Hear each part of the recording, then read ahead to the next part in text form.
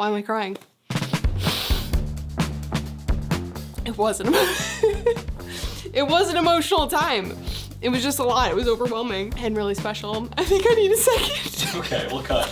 My friends and family were asking me like, oh my God, how was the trip? And the only thing that I could say was, it was a lot. It was something. It was something. 3-week cross-country expedition. This is the longest trip we've ever done. We'll be flying the Millennium Falcon over 2,500 nautical miles from Buffalo, New York to the Robinson factory in Torrance, California. Covering more than 40 hours of flight time through over 11 states. So was it good? Was it bad? Like, that's a very ominous or neutral statement. Yeah, I think when you do a trip like this and you come back and people want to know how it was, they expect to hear that it was really amazing. I was just like, it was a lot.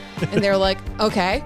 So obviously I struggled a lot through the trip. I think you could see it in the series. I mean, it really took 3 months for it to settle in, for me to actually have feelings, to be like, oh, the trip was really good. It was really exciting. We experienced a lot of really cool things, but it was also terrifying in ways and anxiety inducing in ways. And I have a lot of feelings that I could talk about. I had been looking forward to producing this series since we got the helicopter. I couldn't wait to do the trip, the journey to Overhaul. That was the only trip that we knew was happening at the end of the helicopter. Yeah, stuff. and it was such a unique story because the Millennium Falcon had this kind of backstory and this character to it, you know what I mean, where it like came into our life and there was all this like nostalgia wrapped around our old trips. So I was excited about it. It's the kind of content that Becki and I really love to make.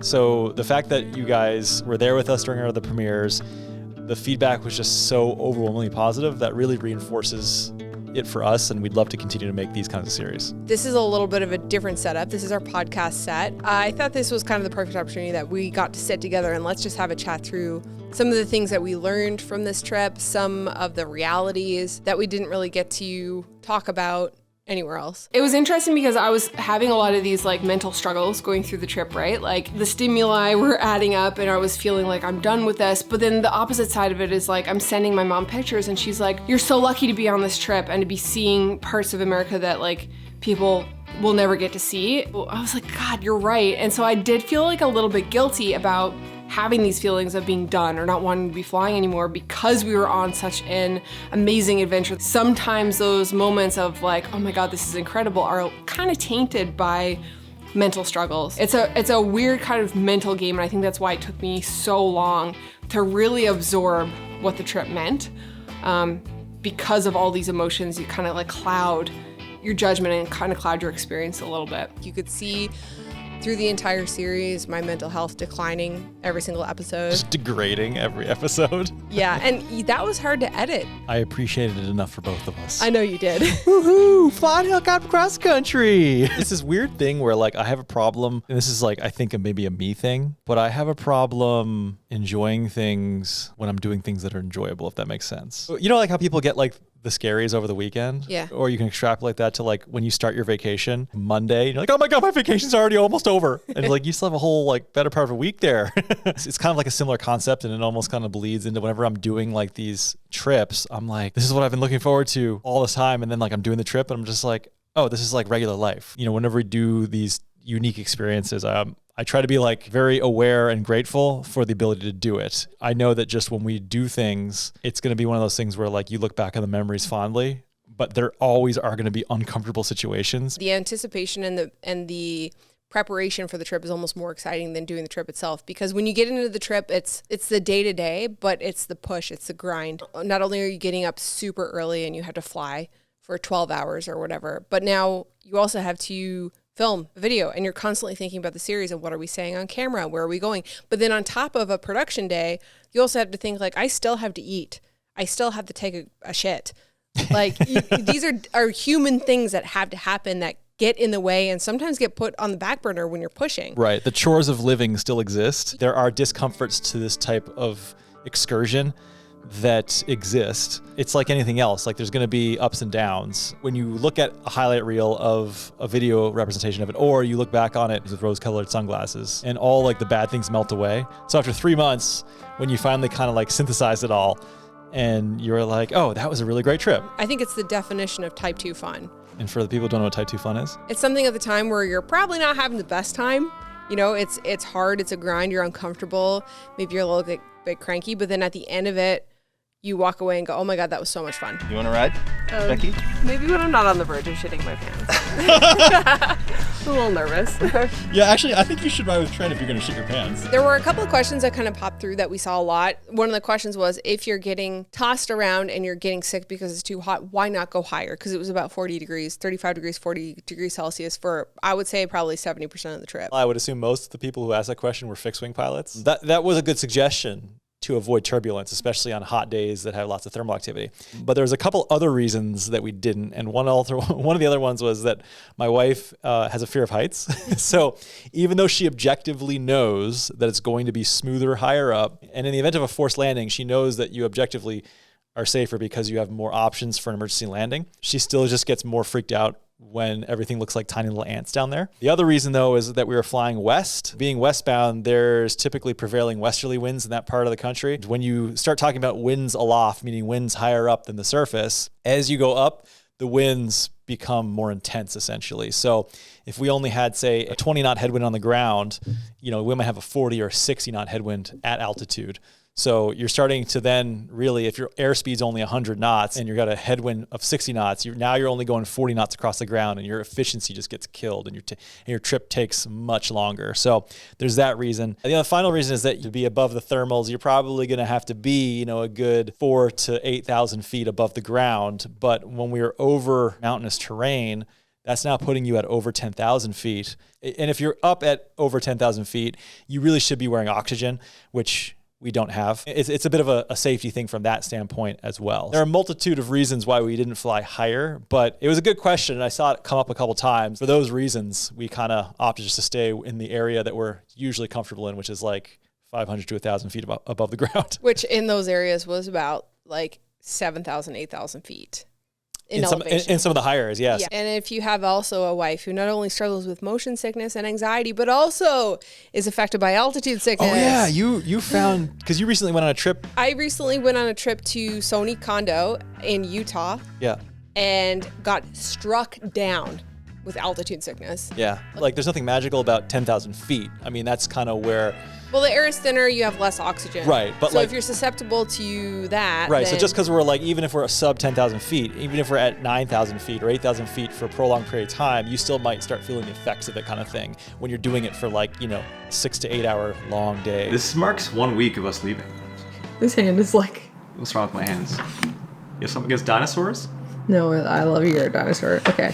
Another question that popped up a lot, and I keep thinking, don't give it all away in the first episode, but maybe I do need to give it all away in every single episode and kind of repeat myself. But there were a lot of questions of, why do you need to take the El Paso route? Robinson requires it for pilot safety because it is the least treacherous route from El Paso to California that kind of goes through these mountain passes that are less than 10,000 feet. So we just talked about we can't really fly over 10,000 feet without oxygen.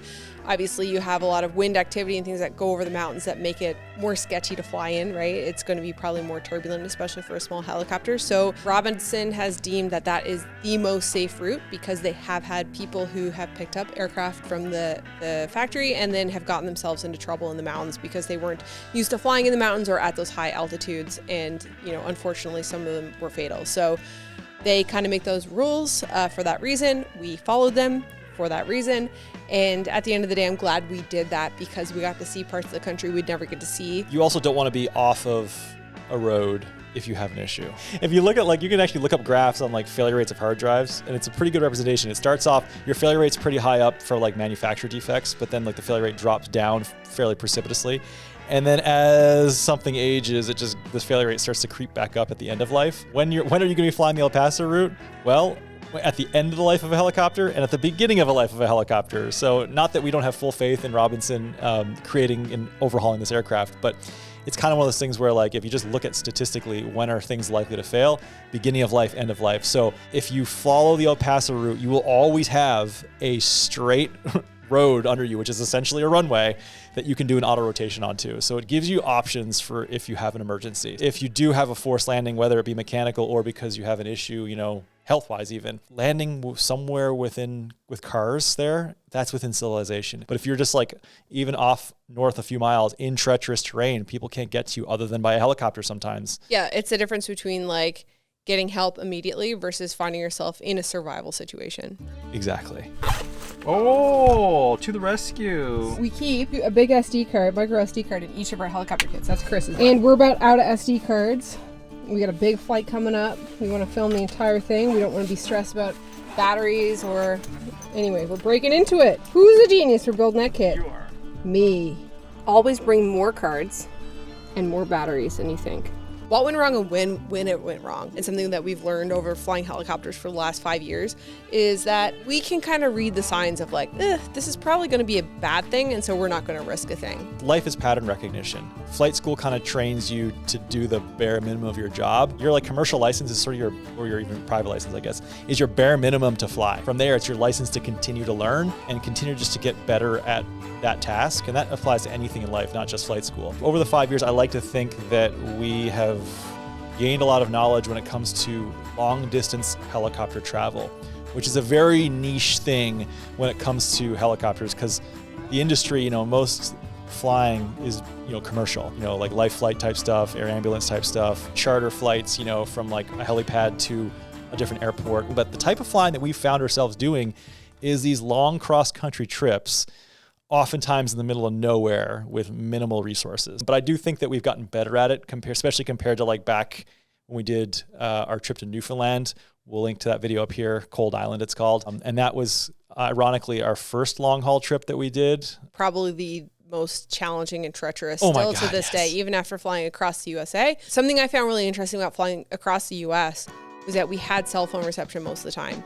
Yes. Which is a massive peace of mind to be flying in remote areas where you can't see anybody or see anything, but you have 4 bars at LTE. It gives you peace of mind knowing that you can always get somebody on the phone if you need them, but it also gives you the advantage of having live, up-to-date, all of your weather tools on the iPad are working. It's funny, after we got back from the trip, I was like, I don't want to get in a helicopter again. I don't want to ever fly again. I don't want to be on a commercial plane again. Do you remember how much it was a struggle for me to get in that airplane to come back to Buffalo? Yeah. I did not. I was like, I don't want to do it. I'm just going to stay at Jenna's house forever. Jenna, I'm moving in. I got on the plane, got home, and I was like, nope, I'm done flying helicopters. I'm done traveling. After 2 months, I was like, okay, I think I'm okay to get on a plane again. We finished the series, October happens, and I'm like, well, what do you think about doing a remote trip, a helicopter trip up to Labrador, where there's no cell phone reception, no radar coverage, you're flying by line of sight, whatever's happening outside is what's happening outside. And so that's where I am. So I'm full circle back. I'm ready to go do another one. I'm sure once we go pick the helicopter up in Torrance and fly it back, I'll be reset and back to that kind of I'm never doing this. She's back, baby. I feel like that's a trend. Every time we do a trip, I say, I'm never doing this again. There's and then the literally next year, I'm ready to go again. There's literally a clip of you in Cold Island saying, I never want to do this again. a lot more can go wrong on these trips. Anytime you step into an aircraft, especially when you're flying yourself, that is a very real thing. You make the wrong decision, the consequences can potentially be fatal. The things though that did kind of go wrong though was, obviously all the diversions. I think how many times did we change our intended route? 3 changes to the route within the 3 days leading up to the trip. Yeah. So, just then, that kind of puts you on your head, because then you're kind of flying by the seat of your pants, no pun intended, when you're really just kind of saying, okay, well, we're going to totally scrap the entire plan that we've been talking about for the last 6 months, and we're just going to do a new one, make it up on the spot, whatever. Yeah. Getting stuck in Wise, Virginia for 3 days was interesting. It was something I guess that kind of went not to plan. Yeah. Now, if that happened in the latter half of the trip, I would have been so happy. I would have greatly taken the 3-day break. Something that not necessarily went wrong, but maybe that we weren't expecting, was that California was a lot more difficult to fly in, visibility wise, than we were expecting. I kind of viewed California as the aviation promised land. Because I remember I've talked to people about oh, how many VFR days a year do you get in California? And they kind of looked at me every day's a VFR day. What are you talking about? If you're trying to get an early start in the morning, it seemed like more days than not, especially in the LA basin, there's a heavy marine layer of fog that burns off, by 10 or 11 in the morning. You can't really get early mornings when it's there. There were still thunderstorms. There was still rain. Unseasonably, apparently, yeah, there's still but we still ran into marginal VFR conditions the same as we would on the East Coast. It wasn't really any different flying there than here. I think I kind of expected that, and I think you expected too, that once we got to California, it's okay, it's going to be in the clear. Now we're in the situation where okay, well, we've learned we need to get up early and start our days, but now we can't. Yeah. And so now we're kind of stuck. Because we're stuck in LA. Yeah. Is this a point in time where I say, all travelers, Put your seatbelt on. Bitches, we're about to land at Amboy, California. Turntables up. Put your shoes back on and shut the up. Anybody in the cabin want an in-flight service menu item? Too late for that now. We're coming in for landing. What we weren't expecting to happen, that was awesome. Like, was really exciting. Not that we weren't expecting, because we went into the trip knowing that we were probably going to do Route 66 and do the sand dunes. But you never really know when you're planning a trip if you're actually going to reach those destinations. That was a bucket list item I didn't know I had. Leading up to that night, I had a meltdown. Just can't keep pushing without like a break. We've been doing this for like 4 days straight. It's been so hot. Such a bad headache right now. I cut a lot of this out because the GoPro messed up. It was 40 degrees. It was so bumpy. I was ill. I had a wicked headache bordering on a migraine. I was so hungry and I was just frankly done with filming. We had been filming for 4 days straight. We were doing 12, 14-hour travel days and we were supposed to go to the hotel, but time wasn't working at it. If we had gone to the hotel and had a nap, we would have missed the dunes. Barely made it. We barely made it. Like we were arriving at the dunes as soon as the sun was hitting the horizon. I had to scoop up every last ounce of spoons that I had inside my body. I'm really glad that I pushed through because there's this clip and I'm like, I don't want to do this. And you're like, okay, we don't have to do it. And I'm like, well, we have to do it. Something that I've learned through this whole trip is that like our bodies can, like we can do hard things. This sounds like it's not hard, but like when you're that fatigued and unwell to be like, I'm going to go for another, it's not just an hour. It's like 3 to 4 hours. Almost gave up, but did it anyway. It was the most challenging photography experience I've ever had. It was super overwhelming, but it was really majestic and magical. And it was like otherworldly. It's not like a job like where like you have to show up for work and it's like, okay, it just makes it easy because I don't have a choice. But like when you do have a choice, you're like, this is all on me. I could just say, I don't have to do this right now. I could just say no. But yeah, like you said, you're like, and you know, if you say, let's do it, you're committing yourself to 3 to 4 hours of work, basically. Like at the time going into it, wasn't one of those things where I was like, I have to do this.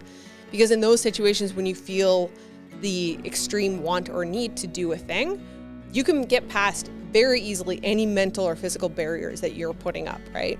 But when it's something that you don't want to do or don't know you want to do until you've done it, it's a lot more difficult to push past those mental barriers. I didn't expect to fly through a geyser. Trent was like, hey, you want to fly through a geyser? I'm like, yeah. Yes. He's like, all right, follow me. I wasn't expecting any of those rock formations either in that area. It almost looked like that area should have been a national park.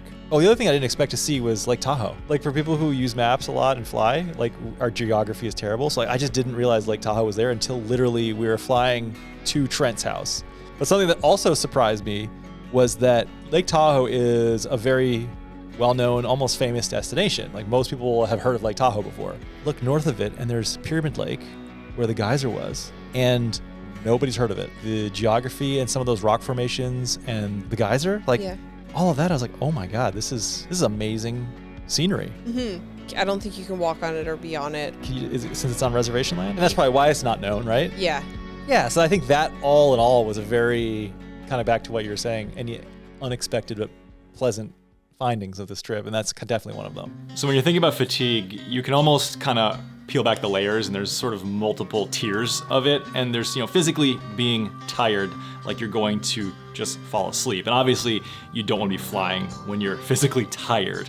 Let's say you've been making thousands of decisions that day just flying, even though you're not physically tired, I want to go to sleep, you're mentally exhausted. And that's another sort of dangerous state to be in when you're flying. But I think over time, there's like almost like an accumulation, like after, 2.5 straight weeks of doing these grueling days, I might have been well rested and ready for the next day, but I guess mentally, I was in a position that I never had really found myself in where it's like too much of a good thing is too much, if that makes sense. Did you learn anything about yourself on this trip? I think I figured out where my limit was as far as like how much helicopter I can take in a short period of time. I honestly was shocked. It's not just flying helicopters. I'm not that two-bit.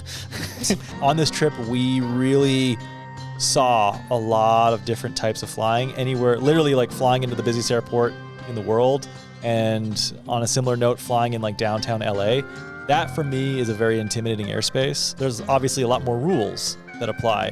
So I felt like every time I moved or wanted to make a move, I would have to like exercise some complex level of thought to figure out, okay, what's my next sequence of events? Whose airspace am I gonna have to traverse? Who am I have to talk on the radio? What else is like, do I have to be at? There's a lot more work involved in flying in congested, busy airspace. And if I wanted to do that, go to point A to point B from airport to airport and fly in like, with the rules of flight, I would fly fixed wing. But like, I'm a helicopter pilot. The kind of flying I like doing is off in the middle of nowhere, exploring these remote areas that where not many people are. You kind of lose that aspect of flying helicopters when you're flying in busy airspace. So when you ask me, you wanted to do a downtown LA flight? Because I love seeing cities at night or at like dusk. I've got to like get out of Santa Monica where there's noise abatement procedures. Then I've got to, refamiliarize myself with the flight to get to downtown. Like, there's a busy airspace. There's probably a ton of other aircraft around. I've been flying now for 2.5 weeks straight. This isn't the type of flying that I really enjoy doing. So I was like, you know what? I think I'm good. When something becomes more work and it's supposed to be the fun thing that you do, like, I think that's kind of getting back to me having like feelings of guilt almost. Like I'm doing the thing that I objectively know that I enjoy doing the most, but then I'm like on the trip, I'm not like having like euphoria right now. So it's like, I feel guilty. Well, at the same time, you were also doing a lot of work. Like not only were you navigating flying in new terrain with different weather, there were a lot of new experiences that you had to process whilst also getting us safely across the country. I don't blame you for having those feelings because I think those feelings are normal. I think that what you experienced was definitely, like I said, that type 2 fun where at the time it was like, oh my God, this is a lot of work, or this is hard, or this is overwhelming, or I'm tired, or I'm annoyed. You're having all these feelings, right? But that's kind of when you get back and you go, oh wow, like we did a lot and this felt really good, like looking back on it. I don't know, I think that's like kind of a sign of a challenging yet successful expedition. Like I call this vacation time. It's not the same as us going on to a beach and just kind of like lazing around for a week to recharge. I know that the experience that I had in my own head, and it was challenging, and you never really voiced any of your feelings throughout the trip. So I just assumed that you were like, oh my God, this is the best ever. And it was, don't get me wrong, but it's like also, no matter how you cut it, there was some hard work involved. Any time that you hear me laugh in a certain way, that was cool. He's having a great time. So sick. I mean, I definitely learned a few lessons about myself. I wasn't expecting myself to break the way I did. What I learned about myself, there are boundaries that need to be set. My limits get reached way earlier than Chris's. Some may say that I don't have limits. Yeah, well, I was like I said, I was shocked that you even had that limit of being like, yeah, I'm good. I was like, recognizing that like, hey, this is too much for me. I've gone past the point of like having a good time. I need to slow down and I need to set those boundaries of taking a break when I need to take it, or maybe not pushing as hard to make it more enjoyable. Had we taken a break in between the El Paso route, maybe just one day. Maybe we should have crashed at Austin and Zoe's house longer. It was like this, where it could have been like, boop, you know what I mean? Like you keep, resetting. So the question for you is, would you do it again? I don't want to do that trip again. I want to go to Labrador though. You can do it in 12 years, right? Well, we still have to bring it back. But it's a different direction. There has been a couple of questions. Are you going to do a series when you pick up the helicopter and fly it home? Oh, what are we doing there? I don't think we're going to do a full series. I think we're just going to do one larger follow-up episode. Do you think you would have hit rock bottom if you didn't have to film the trip? No. I don't think so. Because there was this mental gymnastics that you play when you're doing a trip where you're like, what's the story? What am I filming? Do I have enough clips? Are all the cameras rolling? What am I talking about today? I had to be on for the camera. Another one. And then, this changed, that changed, this changed. Now we're going here. What's the story? Where does this episode end and where does this one begin? This happens over a period of 3 or 4 days of travel where you don't have downtime to sit down and go, okay, hang on, let's like regroup. What is this video going to be? What is the title? What is the thumbnail? And while still allowing room for spontaneity, but giving some sort of structure so that I know what I'm doing. Whereas like at a certain point, you're just like, well, I guess I'm filming everything because I haven't had time to like do any pre-production because stuff changes. So we could have gotten up a lot of days and left at 6 a.m., but we couldn't because we had to do a debrief here and there, or we had to charge all of our camera batteries, or we had to film this intro and outro and this B-roll and that drone clip. Doing data management in the evenings. That killed us. And then charging batteries in the evenings. Yep. So like when you could have gotten into your hotel, gotten to sleep at like 9 a.m. or 9 p.m. and then gotten up for sunrise. Yeah, we were up till midnight dumping cards and charging batteries. You don't want to be fatigued, so you're getting up at like 9 in the morning, 8 in the morning. Now you're encountering thermals because you should be up at 5 flying. You're not getting in the air till like almost noon. I'm so glad and thankful, grateful that I did film it. It's a piece that I'm really proud of. I'm really excited about. You guys seem to enjoy it, which is really awesome. These productions, we love making them.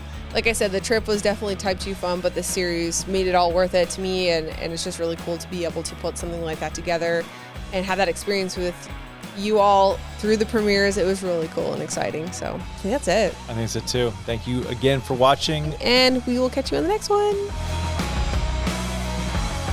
This is a very nice scenario here. Like the exposure is perfectly captured Yeah. by the A7S3. The what? The A7S3. While Becky's done a lot of pre-production, a ton of pre-production, none of this is like scripted or anything. So we'll just film debriefs like this and randomly be like, oh, maybe that's a good ender for the video. Okay, maybe not. Maybe we'll get something better later on down the road. Who knows? All right, I'm just gonna let you get out here. Okay. Hit record on the GoPro. That temperature outside is f***ing glorious. Took a moment to air out my crotch area.